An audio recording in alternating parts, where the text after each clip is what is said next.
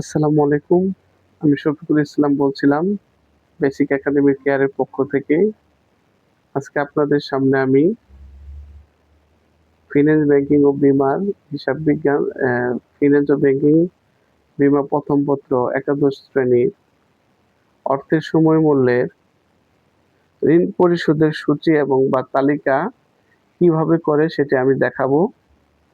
তো আপনাদেরকে ঋণ পরিশোধের তালিকা যখন সূচি করবেন তখন আপনাকে প্রথমে আসলে কিস্তির পরিমাণটা বের করে নিতে হবে। অনেক সময় প্রশ্নে দেওয়া থাকে। তো কিস্তি কিভাবে বের করবেন আমরা গত ক্লাসে আপনাদেরকে দেখিয়েছি। এখন একটা নিয়ম হচ্ছে যে অর্ডিনারি, আরেকটি হচ্ছে যে কি মানে কি অর্ডিনারি অ্যানুইটি ডিউ, একটি হচ্ছে অ্যানুইটি ডিউ।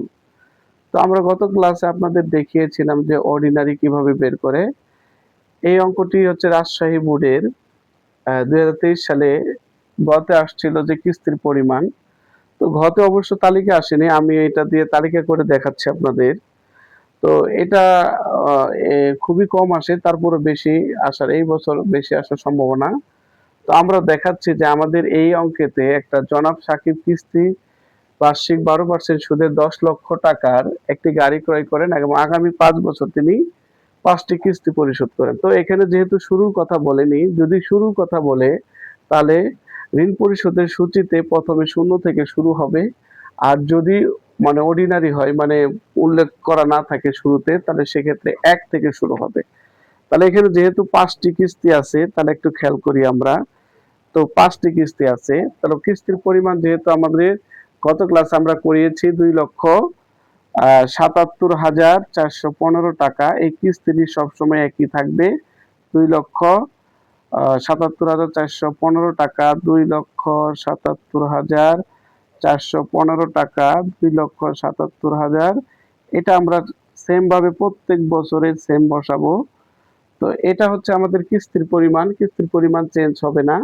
তো এটা কিভাবে করে, আমাদের প্রারম্ভিক ঋণের পরিমাণ হচ্ছে কত, 10 লক্ষ টাকা। খেয়াল করেন, প্রারম্ভিক ঋণের পরিমাণ হচ্ছে 10 লক্ষ টাকা। তো আপনাকে যেহেতু আপনি প্রত্যেক বছর শেষে কিস্তিটা দিচ্ছেন, তাহলে আপনাকে 10 লক্ষ টাকা তারা কি করছে, ঋণ স্বরূপ দিয়েছে।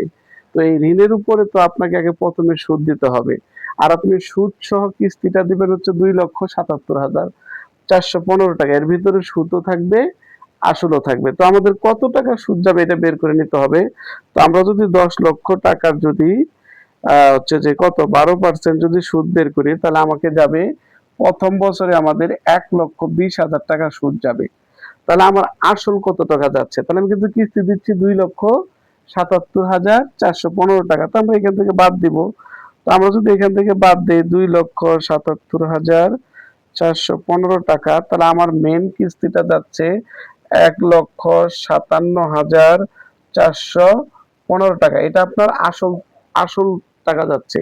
আর 1,20,000 টাকা যাচ্ছে আপনার কি সুদ। তাহলে এই দুইটা মিলে আপনি পরিশোধ করতেছেন কত, 2,77,415 টাকা। তাহলে আপনি ঋণ আপনার কমে যাবে। তাহলে 10 লক্ষ টাকা থেকে আপনি যে আসলের যে অংশটা আছে, যেমন 1,57,415 টাকা, এটা আপনি মাইনাস করবেন। তো আপনার যে ঋণ থাকবে 8,42,585 টাকা। খেয়াল করেন, একটা বছর করতে পারলেই আপনি সবগুলো বছর সহজেই করতে পারবেন। আপনি ঋণ নিয়েছেন 10 লাখ, আপনি কিস্তি দিয়েছেন 2,77,415 টাকা। এর ভিতরে আপনার সুদও আছে, আসলও আছে। আর আপনার এর ভিতরে সুদ যাচ্ছে 1,20,000, বাকি থাকতেছে কত, 2,77,415 থেকে আমি 1,20,000 মাইনাস করেছি। এটা কি করেছি, মাইনাস করেছি। তাহলে আমার আসল যাচ্ছে কত, 1,57,415। এটা 10 লাখ থেকে কমে যাবে। পরবর্তী বছরে আপনি এই 8,42,585 টাকার উপরে সুদ দিবেন।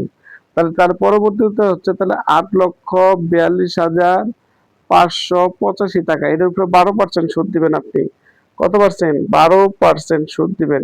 তাহলে এক্ষেত্রে আপনার সুদ যাচ্ছে হচ্ছে 1,01,110 টাকা।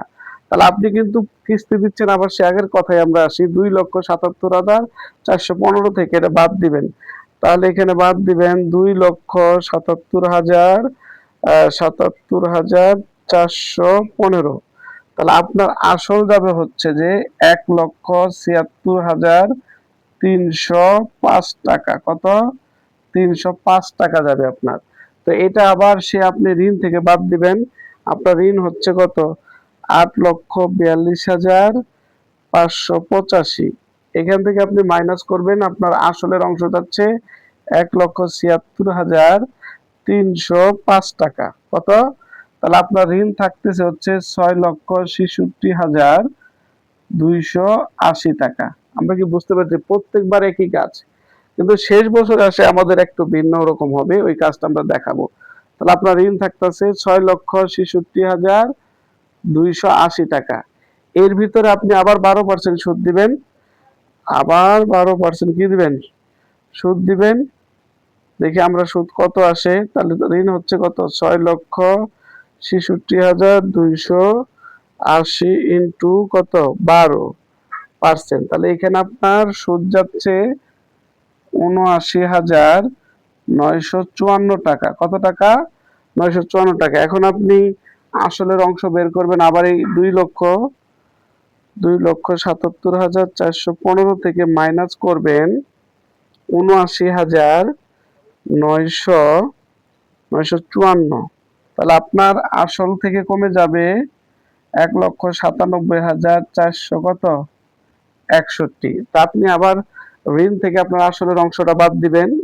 একই রকম প্রত্যেকবার আমরা যেটা বললাম যে একই রকম ভাবে প্রতিটাই করতে হবে। তো দেখি আমরা কত টাকা আবার ঋণ থাকে। 280।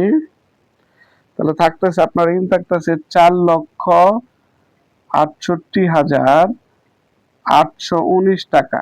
এটা আপনার তৃতীয় বছর শেষে ঋণ। কত? তৃতীয় বছর শেষে ঋণ। এই ঋণটা আবার পরবর্তী বছর আবার শুরুতে হয়ে যাবে। এটার উপর আপনি সুদ দিবেন। যখন এটা সুদ দিবেন আবার 12% দিবেন। কত দিবেন? 4,68,819। এটাতে আপনি সুদ দিবেন হচ্ছে 12%। তাহলে আপনার টাকা সুদ যাচ্ছে 56,258 টাকা। এখন আপনি আসলের কত অংশ থাকে এটা আবার হচ্ছে যে সেম ভাবে আপনি আবার মাইনাস করবেন 2,77,415 থেকে মাইনাস করবেন 56,258 টাকা। তাহলে আপনার আসল কিস্তি থেকে মানে ঋণ থেকে কমে যাবে 2,21,157 টাকা। তাহলে এটা তো আপনার ঋণ কমে যাবে। তাহলে আপনি আবার মাইনাস করবেন কত থেকে? 4,68,019 থেকে মাইনাস করবেন 2,21,157 টাকা। তাহলে আপনার ঋণ থাকবে হচ্ছে শেষে কত? 2,47,662 টাকা। খেয়াল করেন, চতুর্থ বর্ষে। পঞ্চম বছরে যে আপনার কত হবে? 2,47,662। এটা আপনার ঋণ। আপনি এটার উপরে কি করবেন? আবার সুদ দিবেন। কত টাকা সুদ দিবেন? 12% সুদ দিবেন। তখন আপনার সুদ আসবে কত? 29,719 টাকা। তো লাস্টের বছরে আর গিয়ে আপনার অঙ্কটা করতে হবে না। যত টাকা থাকবে আপনি আসলের অংশে এটা বসাই দিবেন। আসলের অংশে এটা বসাই দিবেন। তো বসাই দিলে আপনি লাস্ট বছরে কি দেখবেন? ফাঁকা দিবেন। মানে যেটা ব্যালেন্স কি থাকবে? জিরো থাকবে। কারণ আপনি 5টা কিস্তিতে আপনার সুদ এবং আসল দুটোই পরিশোধ হয়ে যাবে। তো এভাবে হচ্ছে যে ঋণ পরিশোধের তালিকা করা যায়। এটা আপনাকে দুটি ভাবে শিখতে হবে। একটা হচ্ছে যে অর্ডিনারির মাধ্যমে, একটা অ্যানুইটি ডিএর মাধ্যমে। প্রথমে এটা কিস্তি বের হয়ে আসবে। কিস্তি থেকে আপনি পরবর্তীতে আপনার এই সূচি তৈরি করবেন। তবে যদি শুরুতে থাকে কিস্তিটা, তাহলে জিরো থেকে শুরু হবে 5টা কিস্তি। তখন 0, 1, 2, 3, 4 4 পর্যন্ত হবে। আসলে 5 পর্যন্ত আসবে না। যদি এটা অর্ডিনারি হয় তাহলে 1 থেকে শুরু করে 5 পর্যন্ত, মানে টোটাল 5টা কিস্তি হবে। তো খেয়াল করবেন। আর হচ্ছে যে এখানে সুদটা আসল থেকে সুদ সবসময় বাদ দিয়ে কি করবে? কিস্তি থেকে সুদ বাদ দিয়ে কিন্তু আসল হবে। আর ঋণ থেকে আমরা আসলের অংশটা বাদ দিলে পাবো কি? সমাপনী ঋণ। এই সমাপনী ঋণটা হচ্ছে যে বছরের শেষ পরের বছর এই ঋণটা আবার শুরু হবে, ওই টাকার উপরে আবার ইন্টারেস্ট হবে। তো এইভাবে আমরা অঙ্কটা করিয়েছি, আপনাদের বুঝিয়েছি। তো আপনারা এভাবে চেষ্টা করলে ইনশাল্লাহ পাবেন। আর যদি আপনাদের আবার কোথাও বুঝতে অসুবিধা হয় তাহলে আপনারা অবশ্যই আমাদেরকে কমেন্টসে জানাবেন। আমরা ওইখানে আপনাদেরকে বোঝানোর জন্য আবার চেষ্টা করব। তো ধন্যবাদ, ভালো থাকবেন। আজকে আপনাদের ঋণ পরিশোধের তালিকা আমি আপনাদের করিয়ে দেখালাম। আসসালামু আলাইকুম।